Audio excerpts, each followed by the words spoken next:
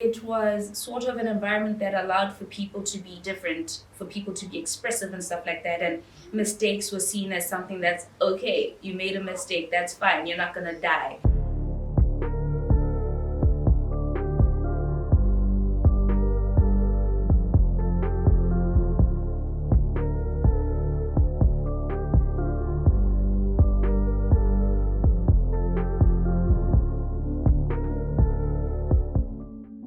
Hi guys, my name is Dineo. I'm a 20-something-year-old Botswana creative. I am a YouTube content creator as well as a creative director for an upcoming brand locally, and I am an aspiring coach, so be on the lookout for that in the near future. Self-esteem to me is how a person perceives or regards themselves. Basically, how pretty do you think you are? How worthy of certain opportunities do you think you are? How confident are you in your talents or abilities or capabilities and such the like thereof? So that's basically how you see yourself in the world. That's what I think self-esteem is.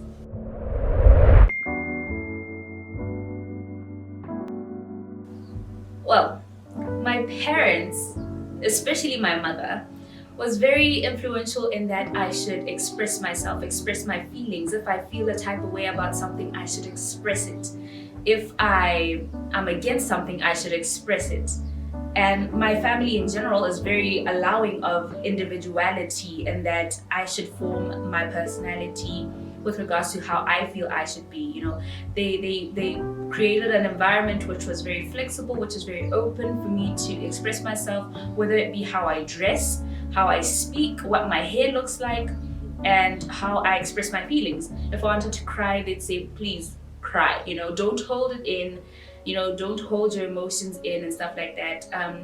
Whereas my environment in school, especially when I was in primary, was a totally different situation because I was such a different child compared to everyone else. It seemed as though I never fit in, and they were sort of against that, to a point where I sort of got bullied, but some of these things make you stronger as a human being. So yeah, my teachers, however, were always keen to put me in the forefront of things. They'd pick on my talents and my differences and assume that it was something to benefit from. So they'd give me roles to play and, give me opportunities to express myself and my feelings. Yeah.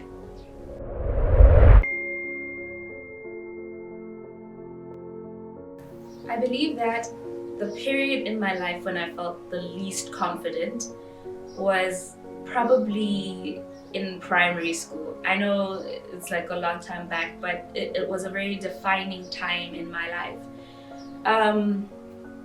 In primary school, I was a very fresh, very thick, a very round child, very gorgeous, but I didn't know that I was pretty. I didn't know I was cute. I knew I was smart. I didn't think that I should be allowed to speak, or I had the right to speak. Especially out of the safety of my own household or home. And so I was very shy, but not confident during that period. And it was a very lonely period of time. But yeah, I grew out of it.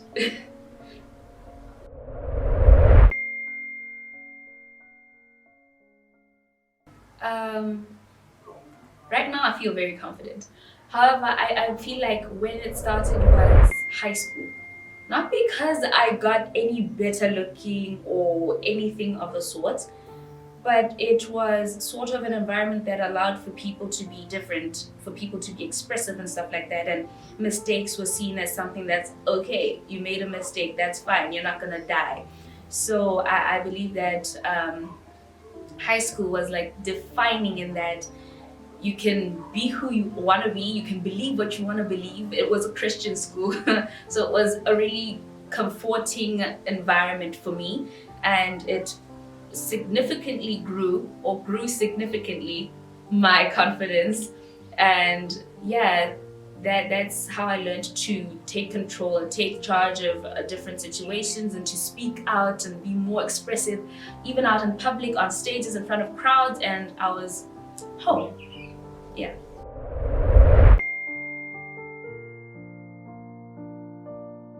Social media is something that I regard or view as a double-edged sword. There's a significant amount of good that comes with it, and a whole lot of bad.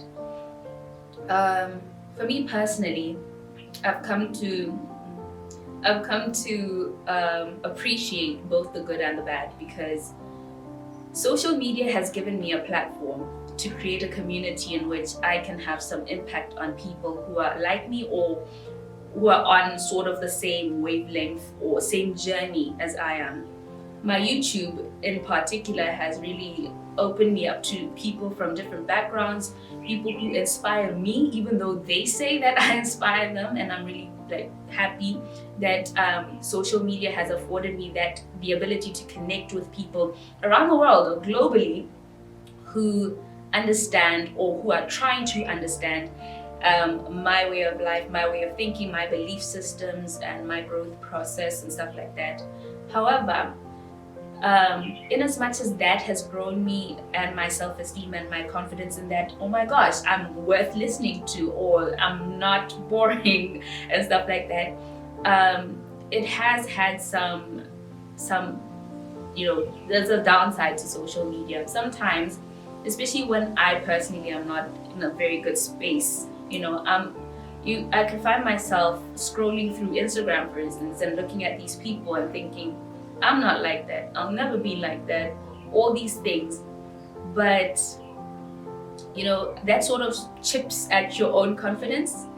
But when you think about it, or when I think about it for long enough, I realize that, it would be an insult to God to assume that everyone should be the same. He's our creator. He's very creative. He's not a one size fits all. Everyone should be the same type of God. And therefore, why should we all be the same? I believe that I am different for a reason, and my differences are my selling point. My flaws are what gives me character. So social media has had me reflect and has had me growing.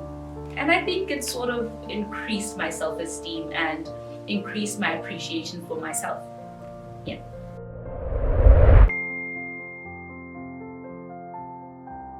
My confidence when I was younger, usually I use my primary school period as a period in which I was my least confident. I believe I was probably a 4. At home I was a 10, but out in public and generally I was a 4. I didn't feel like I should talk again. Although I was always cast into situations where I had to talk and I had to represent things, and looking back, I realize now that these were times that were preparing me for right now, and I'm grateful. However, my self-esteem then was horrible. It was so sad to think about.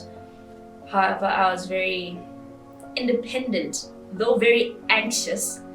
I had a lot of independence in my way of thinking and my way of dressing, and my individuality was very strong, which is very interesting to see how I didn't think I was very worthy of people's attention, affection, and the likes thereof. So it was a 4 during that period.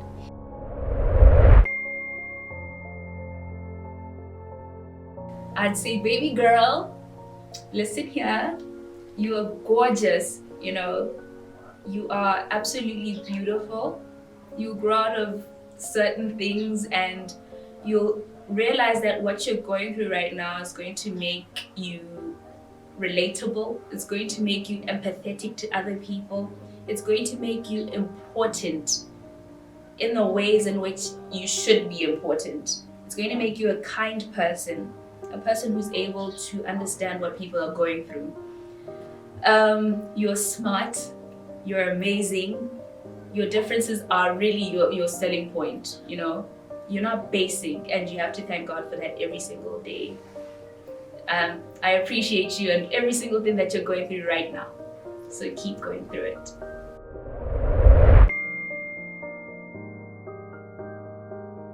Right now, what I love most about myself are very internal things. They're things that I quite didn't appreciate back when I was younger. Things like my differences, like how I laugh at certain things that some people really didn't think were funny. I've come to learn that I used to enjoy sarcasm as a young person, and I enjoy that very much right now. I love the fact that I have a relationship with Christ, and that even though I still have some levels of anxiety or shyness or fear, he sort of always carries me through. So I really love that about myself. I love that I'm different. I love that sometimes I am sad.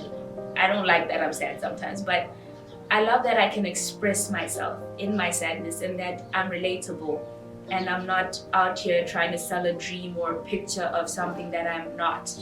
When I'm down, I'm down. I'll tell you why I'm down, and I love that I'm strong. I love that I went through what I went through when I was younger, because now I can go through other things and understand people so much better now, because I've been in a position where I've not been chosen. I've been in a position where I've been overlooked, and all these things. And these things are the things that help me right now as an individual to help other people, and to be like, just come, welcoming to other people.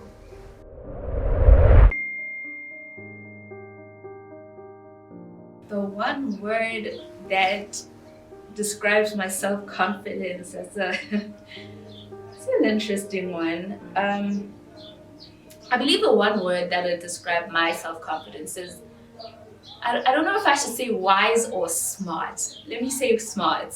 Yeah, it's smart. I'm not going to give an explanation, but it's smart. My name is Dineo, and I make mad sense. How far, guys? Thank you for watching another episode of I Make Mad Sense Stories. If you're inspired by this story, don't forget to subscribe, like, and drop a comment to join the conversation and share with a family or friend. Also hit the notification button so you're alerted whenever we drop a new episode. Thank you for watching. God bless. My name is Ariyo Ifyok Adebanjo, and I make mad sense.